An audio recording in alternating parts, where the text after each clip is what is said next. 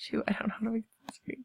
Okay. Hi, my name is Kelsey McAprang, and this is my interview for my final project. And I'm interviewing Anne Marie Bixler Funk. And would you please tell us a little bit about your teaching career? Well, Kelsey, I'm so excited that you're interviewing me today. This is such a wonderful opportunity. I have been teaching a long time. I've been teaching for 23 or 24 years, groups, kindergarten through high school. I have taught at the college level business students. I also have taught young aspiring teachers such as yourself. I have coached teachers in the elementary, middle school, and high school level. And currently I am working in a joint program between the Johnson County, and the Olathe Public School, working with high school students who maybe have not made the best choices or find themselves displaced as they work their ways back home or reunification with their home lives and their home schools. Wonderful. Okay. In class, we've discussed the different types of philosophies, such as behaviorism, perennialism, progressivism, social reconstructionism, and postmodernism. Are you familiar with any of those? I'm familiar with several of those, yes. Okay, and if you are, what are some ones that you use in your instruction or you prefer not to use?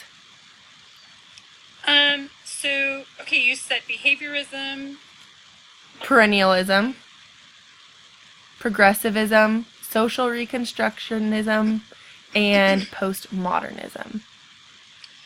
Well, I think the characteristic of teaching that we often find is that when you're young and you're learning about teaching, you learn all these theories, right? And so everybody has their opinion about what's the best theory, right? Right. And some are better than others. But I think what you find is that when you get in the field and once you become experienced, is that there's not one philosophy or one method that works best for all students. And so you have to figure out what works best. So, like if I'm working with you and 8 other students, what works for you may not work for the other 8 students. And so maybe some philosophy in behaviorism works best for you, whereas something in postmodernism works for another student. And so what I have found for me is that it's about figuring out what works best for students and differentiating the process. So sometimes it's using a combination of a little bit of everything, which I know is probably not the answer that you're looking for, because it's like, oh, it should be this or it should be this. But I think it just takes experience and learning and just finding out where you are. I think that is a great answer. That's what I wrote in my personal philosophy of teaching paper. So, good answer. Okay, and a couple other things that we've discussed in class is like creating relationships with students and between their families. How do you make sure that you keep good communication to your students and to their families to make sure everybody is on the same page?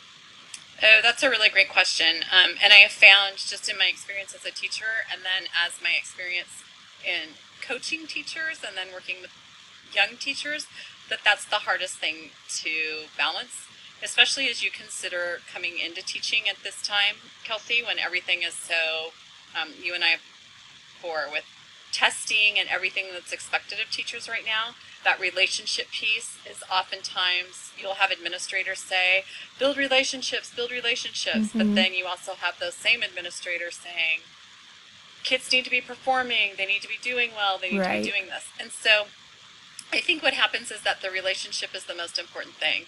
If you don't build an environment of trust with your students and then with your parents, the learning isn't going to happen. And so ways that I've done that as a teacher, as an elementary teacher, I did that by doing things such as a friendship lunch. So every other week or so, my students might draw a name of somebody else to have a lunch, and they would bring lunch for that person, or they might bring a dessert for that person, and then they would write a letter to that person about why they were an important part of the class. You do things like write things on a piece of paper, like right now is the holiday season, and so we would talk about why we're each an important gift Uh-huh. So just important gift. I think having those things. Today, with the group of students that I have right now, because I work with a lot of students who need to work on their executive functioning for their behaviors, and so they earn points. And so right now I have students who come in and they have lunch with me, and even though they're high school students, they still value those types of interactions. Right. With parents, it's just about keeping communications open. So communicating what's going on with students. We do that really well at the elementary level, Mm-hmm. but once we get to the secondary level, it seems like it's not as important, but it's even more Right. important. Yeah, definitely. So I think with technology, we have more ways to create websites and to communicate and keep grades updated. Mm-hmm. And so using those to our advantage is going to be huge. And using them to our advantage in positive ways is huge. Right. Um, I working at the daycare, I get very nervous talking to parents. And so as you go on, is it easier getting to talk to them, especially when you have to tell them like if there's a student struggling with something, like we've discussed that like maybe always make sure you tell the positive things and not just the bad things, but sometimes that can be hard. Do you have any advice for that? Yeah, I think you're really on the right track in thinking through that. The best piece of advice that I can give you, and that I've given so many other teachers, is that think about doing the positive things all the time. So when you're working at your daycare, Mm-hmm. when the student who really always struggles, when they do something positive in class, write that positive note home, make that positive phone call home that says, hey, today, you know what, Ernie did a really great job. Yeah, because he's sitting right next to me. Ernie did a really great job when he was working with this group. He was using his manners, the right tone of voice, and call that out right away. Make a positive phone call home, Mm-hmm. because then when you have to make that phone call home or have that conversation that's not so positive, it makes it easier. It always Right. makes it easier. And then you partner better with the parents. Right. Good. Do you have any other ways of creating a fun and safe environment? We've talked about how we have to get to know all of our students like through their background, and like make sure that we're not deculturizing them and just knowing like their family's culture, their kinds of things. Do you have to deal with that a lot in your classrooms to make it an environment that's enjoyable for everyone? I mean, I know you do, but what do you have any You know that tips and answer. advice for that? Well, I will answer that question. Perfect. Yes, always. Um, classrooms have changed a lot in the 23 years that I've been in the classroom, although I've always been in, well, that's not true. I haven't always been. I've been in all kinds of school settings. So I've been in urban environments, I've been in very wealthy environments, and then I've been in between. And of course, right now I'm in a place where I'm with kids who have been in jail, who are in foster homes, who have been in psychiatric care. So I've kind of covered the gamut. And so that piece about culture and accepting students where they are, I think because kids today are coming with so much. I mean, they're struggling with gender identity. They're Mm-hmm. struggling with changing families. They're struggling with you have students who were born in the States, but their parents weren't born in the States. You have students who struggle with issues of race, and then even within their own race, there's racism.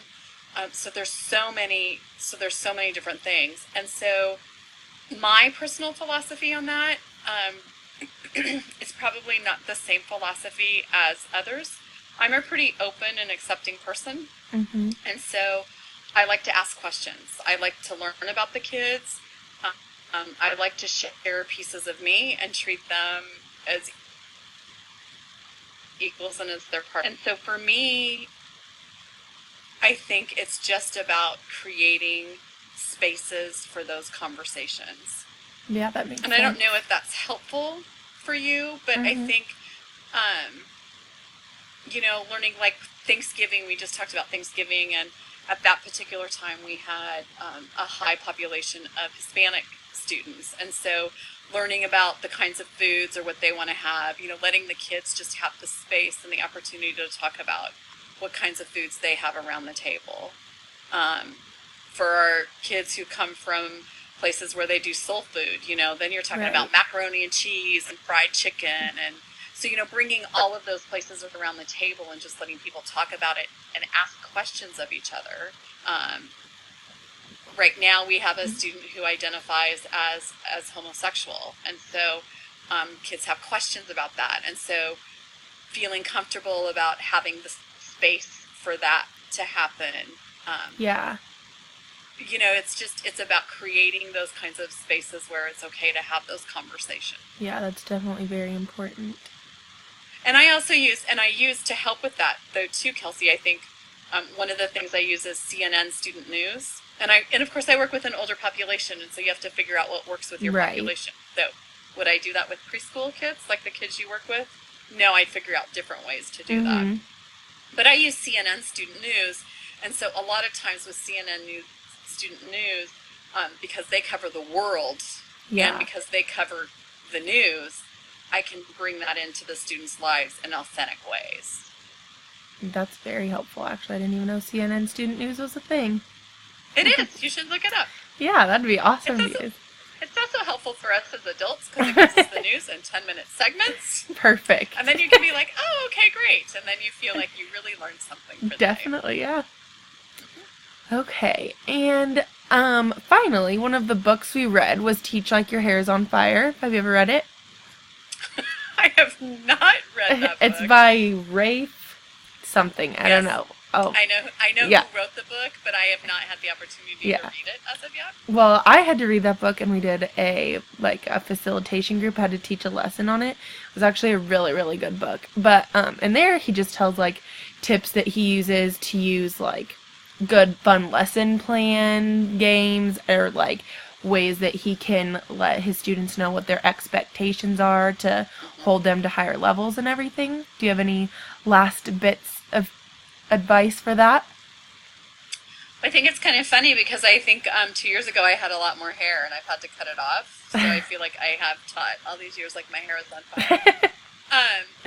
I think I've seen Rafe speak several times. Yeah. And I knew he had this book. I just haven't had time to read it. You should read it. Well, thank you, Miss Young Teacher Want to Be. I will. I think what's really important about what he has to say in his message, and I think that what teachers lose over time, is that motivation to really connect and create fun lessons, especially in this time when testing and standardization of testing is so crazy.